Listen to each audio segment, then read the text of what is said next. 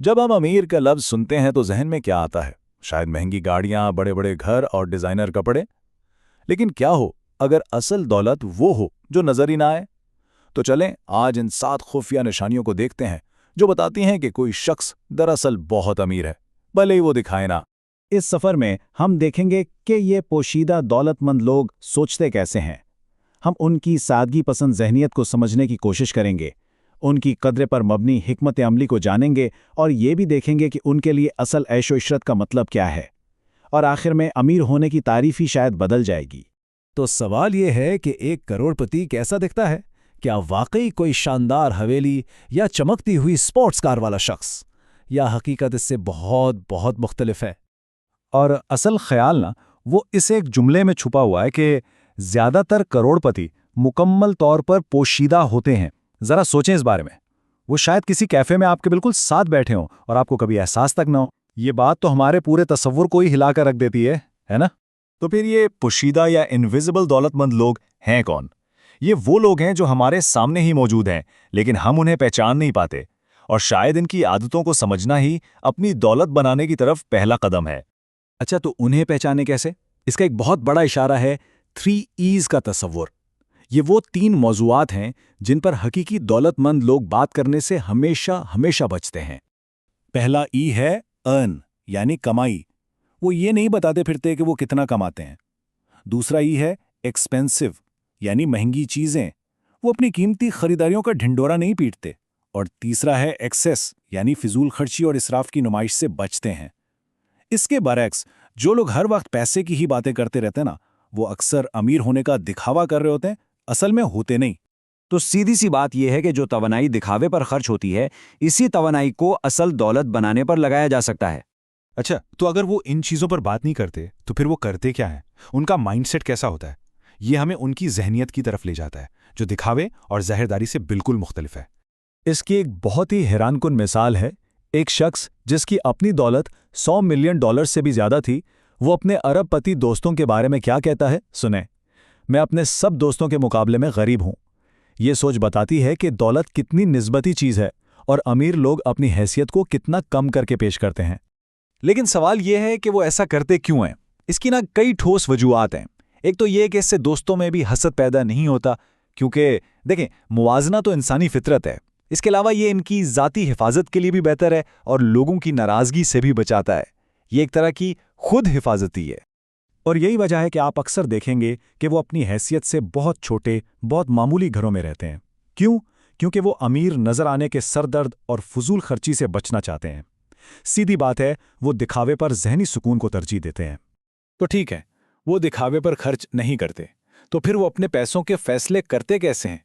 यहां से हम उनकी वैल्यू या कदर की हिकमत अमली को समझते हैं। ये चार्ट देखें, ये सब कुछ वाजे कर देगा। ये है डेप्रिसिएशन क्लिफ। यहां बिल्कुल साफ नजर आ रहा है कि एक नई गाड़ी की कीमत पहले 5 सालों में कितनी तेजी से नीचे गिरती है और फिर 6 से 10 साल के बाद ये गिरावट बहुत कम हो जाती है। अमीर लोग बस इसी सबसे बड़े नुकसान से बच जाते हैं। उनके लिए गाड़ी का मतलब सिर्फ एक जगह से दूसरी जगह जाना है, बस। वो इस पैसे को किसी ऐसी जगह लगाना पसंद करते हैं जहां वो बढ़े, जैसे कि इन्वेस्टमेंट अकाउंट में। मतलब अमीर दिखने के बजाय वो असल में अमीर होना पसंद करते हैं। अच्छा, अब ये चीज बड़ी दिलचस्प है। एक तरफ है एक छोटी सी ख्वाहिश की चीज, मान ले $20 का कोई पावर बैंक। इस पर वो शायद आधा घंटा रिसर्च करेंगे कि सबसे अच्छी डील कहाँ मिल रही है। लेकिन दूसरी तरफ एक बड़ी ज़रूरत है, जैसे $15,000 की छत डलवानी है। इस पर वो आंख झपके बगैर फौरन फैसला कर लेंगे। है ना अजीब? लेकिन इसके पीछे एक गहरी मंतिक है, और ये सब मुमकिन होता है उनकी एक कमाल की महारत की वजह से। डिलेड ग्रेटिफिकेशन, यानी अपनी ख्वाहिशात को कुछ वक्त के लिए रोक लेना। कोई भी बड़ी चीज़ खरीदने से पहले वो अक्सर कुछ दिन या कभी-कभी महीना भर इंतज़ार करते हैं, सिर्फ ये देखने के लिए कि क्या उन्हें वाकई इस चीज़ की ज़रूरत है। और यही आदत असल में दौलत बनाने की बुनियाद है। तो फिर सवाल ये उठता है कि आखिर वो अपना पैसा खर्च करते किस चीज़ पर हैं? और ये हमें हमारे सबसे दिलचस्प हिस्से की तरफ ले जाता है। उनके लिए असल ऐशो इशरत या अल्टीमेट लग्जरी क्या है? तो उनके लिए सबसे बड़ी लग्जरी कोई महंगी चीज़ नहीं, बल्कि वक्त है। जिंदगी का वो वाहिद वसीला जो वाकई महदूद है और जिसे वापस नहीं लाया जा सकता। यहां ये फर्क बिल्कुल वाज़ेह है। एक तरफ है आम लग्जरी, जैसे कोई चमकती हुई डिजाइनर घड़ी जिसे हर कोई पहचान ले। दूसरी तरफ है इनकी लग्जरी, जैसे एक प्राइवेट शेफ जो हर हफ्ते ग्रोसरी और खाना पकाने के 10 घंटे बचा दे। एक चीज दुनिया को दिखाने के लिए है, दूसरी अपनी जिंदगी को आसान और बेहतर बनाने के लिए। उनके लिए वक्त बचाना पैसे दिखाने से कहीं ज्यादा कीमती है। तो वो ये वक्त वापस कैसे खरीदते हैं? वो प्राइवेट जहाज़ों में सफ़र करते हैं ताकि एयरपोर्ट की लंबी कतारों और झंझट से बच सकें। वो घर के कामों के लिए मदद रखते हैं, जैसे शेफ़ या दूसरा अमला, ताकि रोज़मर्रा के कामों में वक्त ज़ाया ना हो। और फिर जो वक्त बचता है उसे वो अपने शौक पर लगाते हैं, उन चीज़ों पर जो उन्हें सच में खुशी देती हैं, जैसे आर्ट या कोई और कलेक्शन। और अब हम आते हैं अपने आखिरी नुक्ते पर, एक ऐसा ख्याल जो अमीर होने की पूरी तारीफ ही बदल कर रख देता है। अमीर होने के 3 दर्जे होते हैं। लेवल 1, जब कोई अपनी घास खुद काटता है, क्योंकि उसे काटनी पड़ती है, ये मजबूरी है। लेवल 2, जब वो किसी को पैसे देता है अपनी घास कटवाने के लिए। और फिर आता है लेवल 3, जब वो दोबारा अपनी घास खुद काटता है, लेकिन इस बार मजबूरी में नहीं, बल्कि इसलिए कि उसके पास अब इतनी आज़ादी और इतना वक्त है कि वो इस काम को एंजॉय कर सके।